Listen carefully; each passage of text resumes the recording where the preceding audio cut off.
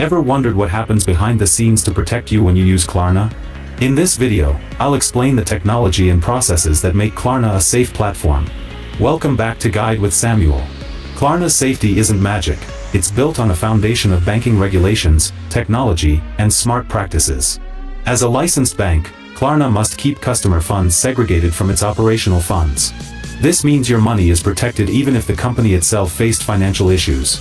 Technologically, they use SSL/TLS encryption, the same security used by banks, to scramble your data during transmission, making it unreadable to hackers.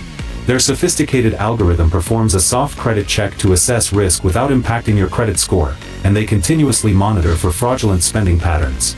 A crucial pro tip: you play a key role in safety. Shop with reputable merchants. If a deal seems too good to be true, it might be a scammer trying to exploit Klarna's payment system. Your diligence is the first line of defense.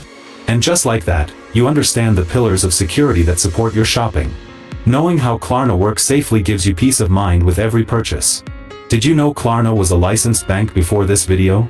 Let us know in the comments. To secure your app, watch our next video on how to set a PIN for the Klarna app. Thanks for watching.